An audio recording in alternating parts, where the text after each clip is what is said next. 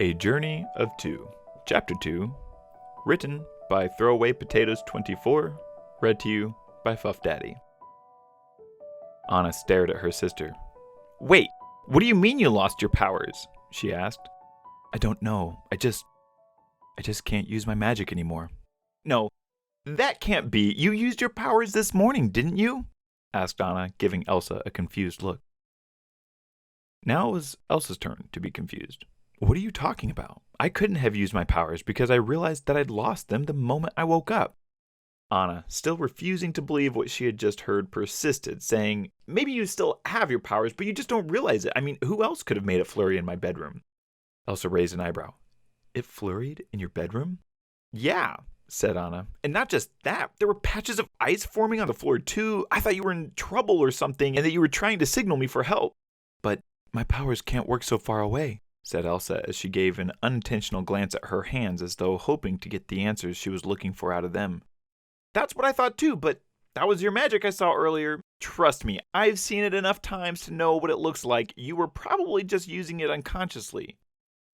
Anna, Elsa said slowly, in a tone that Anna knew only too well that it meant that Elsa didn't believe her. I'm telling you, I definitely did not cause it to flurry in your bedroom. For some reason, I just woke up powerless. It's no use trying to deny it.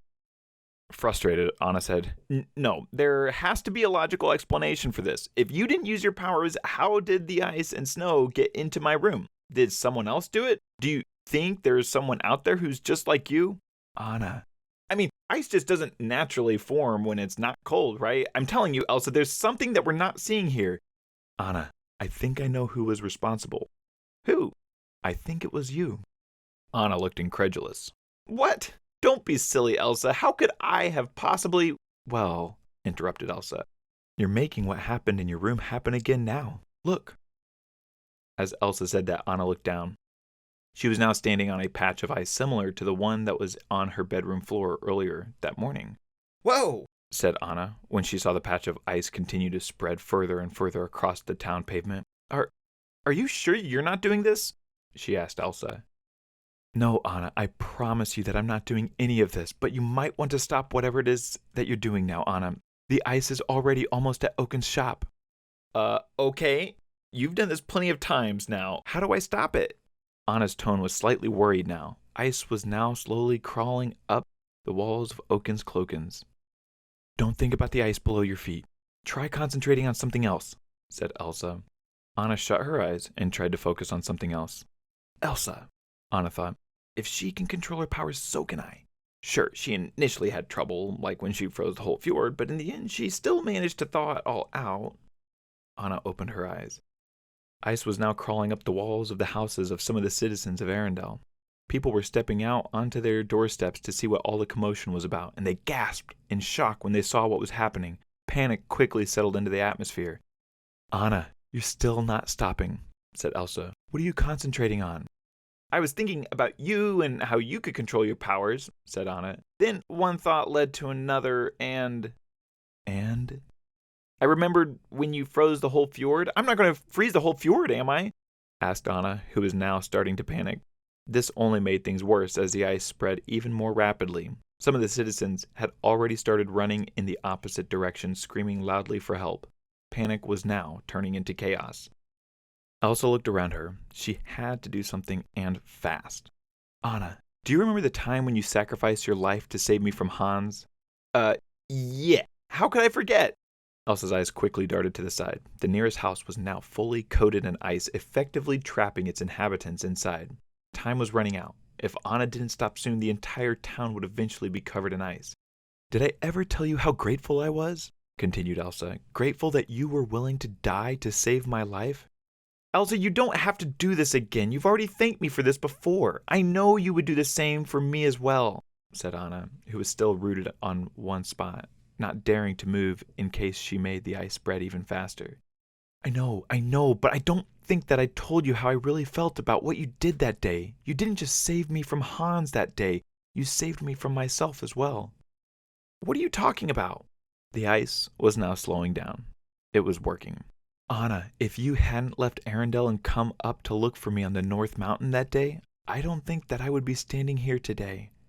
I probably would still be up there, afraid and all alone. You saved me from the fear that I was trapped in, and for that I am truly grateful. I love you, Anna," said Elsa as she looked earnestly at Anna.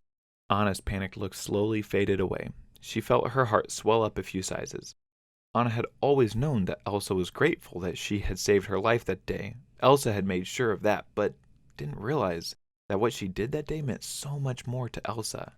But before Anna could open her mouth to say anything, Elsa exclaimed, "Anna, look!" Anna turned her head to look all around her, and she saw that the ice had stopped spreading. Instead, it was now gradually receding, creeping off the walls and roads. The town was being thawed out. All around, the citizens of Arendelle heaved sighs of relief. Anna felt someone grab her hands. It was her elder sister. Immense feelings of comfort and safety filled her insides. She always felt better when she was around her sister. She pulled her elder sister in for a hug. "Thank you, Elsa. I don't want to think about what would have happened if you hadn't stopped me." Anna looked to her elder sister, who was giving her a weird, confused look. "Elsa? What are you looking at me like that for?" "You have my powers," said Elsa. "What? No, that can't be. I mean—" Anna stopped abruptly. Now that all the excitement of the past few minutes had died down, the realization of what had just happened began to dawn upon Anna. Her eyes widened in shock. She started rattling off a bunch of sentences in one go.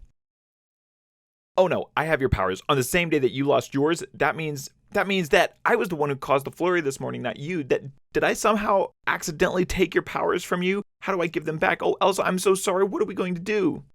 Anna's ramblings were met with a soft expression from Elsa. "It's all right, Anna," said the elder sister. "You don't have to apologize for anything. It's not your fault that any of this is happening." She gave Anna a reassuring smile, who returned it with a rather sheepish one. "Right, so what are we going to do about this?" asked Anna. "We can't let you stay powerless forever. We have to find a way to reverse whatever this is." "We have to tell someone about this," replied Elsa. "And I think you and I both know who they are." "The trolls?" "Yep, we are going to see the trolls."